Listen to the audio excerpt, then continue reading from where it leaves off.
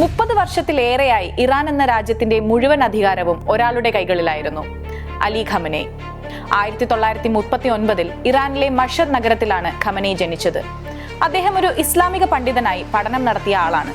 പിന്നീട് Iranian revolution നടന്നപ്പോൾ രാജതന്ത്രം അവസാനിക്കുകയും റുഹള്ള ഖൊമേനിയുടെ നേതൃത്വത്തിൽ ഇസ്ലാമിക് റിപ്പബ്ലിക് രൂപം കൊള്ളുകയും ചെയ്തു.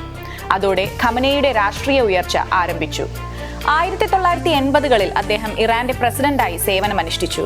പിന്നീട് 1989 റുഹള്ള ഖൊമേനി മരിച്ചതിനു ശേഷം ഖമനേയി ഇറാന്റെ പരമോന്നത നേതാവായി, അതായത് സുപ്രീം ലീഡർ. ഈ സ്ഥാനത്തിന് ഇറാനിലെ രാഷ്ട്രീയ സംവിധാനത്തിൽ വളരെ വലിയ ശക്തിയുണ്ട്. സൈന്യം, സുരക്ഷാ ഏജൻസികൾ, പ്രധാന ദേശീയ തീരുമാനങ്ങൾ എല്ലാത്തിലും അവസാന വാക്ക് സുപ്രീം ലീഡറിനാണ്.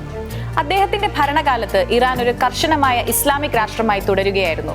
പൊതുസ്ഥലങ്ങളിൽ സ്ത്രീകൾക്ക് ഹിജാബ് നിർബന്ധമാക്കി, മദ്യം നിരോധിച്ചു, മാധ്യമങ്ങളും സോഷ്യൽ മീഡിയയും കർശനമായി നിരീക്ഷിക്കപ്പെടുന്നു. സർക്കാരിനെ തുറന്നു പറഞ്ഞ് വിമർശിക്കുന്നത് പലപ്പോഴും വലിയ നിയമപ്രശ്നങ്ങളിലേക്ക് നയിച്ചു. അതേസമയം ഖമനേയിയുടെ നേതൃത്വത്തിൽ ഇറാൻ മിഡിൽ ഈസ്റ്റിൽ ശക്തമായ രാഷ്ട്രീയ സൈനിക സ്വാധീനം നേടിയിരുന്നു. രാജ്യത്തിന്റെ മിസൈൽ പദ്ധതികളും ആണവ പദ്ധതിയും പല വർഷങ്ങളായി അമേരിക്കയുടെയും പാശ്ചാത്യ രാജ്യങ്ങളുടെയും കടുത്ത വിമർശനത്തിനും സാമ്പത്തിക ഉപരോധങ്ങൾക്കും കാരണമായി. 2026 ഫെബ്രുവരി 28 അമേരിക്കയും ഇസ്രായേലും ഇറാനെതിരെ വലിയ സൈനിക ആക്രമണം ആരംഭിച്ചു. ഇത് പ്രദേശത്തെ വലിയ യുദ്ധത്തിലേക്ക് നയിച്ചു. നിരവധി നഗരങ്ങളിൽ സ്ഫോടനങ്ങളും ആക്രമണങ്ങളും നടന്നപ്പോൾ ആയിരക്കണക്കിന് ആളുകൾ കൊല്ലപ്പെട്ടു എന്നാണ് റിപ്പോർട്ടുകൾ. ഈ ആക്രമണങ്ങളുടെ ഭാഗമായി ഫെബ്രുവരി 28 ടെഹ്റാനിൽ നടന്ന ഒരു വലിയ എയർ സ്ട്രൈക്കിൽ അലി ഖമനേയി കൊല്ലപ്പെട്ടു എന്ന് ഇറാനിയൻ സർക്കാർ പിന്നീട് സ്ഥിരീകരിച്ചു. അദ്ദേഹത്തിന്റെ ഓഫീസ് സ്ഥിതി ചെയ്തിരുന്ന സമുച്ചയം ലക്ഷ്യമിട്ടാണ് ആക്രമണം നടന്നത്. ഈ ആക്രമണത്തിൽ മറ്റ് ഇറാനിയൻ സൈനിക രാഷ്ട്രീയ നേതാക്കളും കൊല്ലപ്പെട്ടതായി റിപ്പോർട്ടുകളുണ്ട്. ഖമനേയിയുടെ മരണത്തിന് ശേഷം ഇറാനിൽ 40 ദിവസം ദുഃഖാചരണം പ്രഖ്യാപിച്ചു.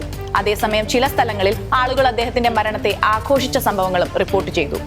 ഈ സംഭവത്തോടെ പ്രതികാരമായി മിഡിൽ ഈസ്റ്റിലെ അമേരിക്കൻ സൈനിക താവളങ്ങളിലേക്കും മറ്റ് ലക്ഷ്യങ്ങളിലേക്കും ഇറാൻ ഡ്രോൺ, മിസൈൽ ആക്രമണങ്ങൾ നടത്തി വരികയാണ്. 30 വർഷത്തിലേറെയായി ഇറാന്റെ രാഷ്ട്രീയ സൈനിക തന്ത്രങ്ങൾ, ആഗോള ബന്ധങ്ങൾ എന്നിവയെ ശക്തമായി സ്വാധീനിച്ച നേതാവായിരുന്നു അലി ഖമനേയി.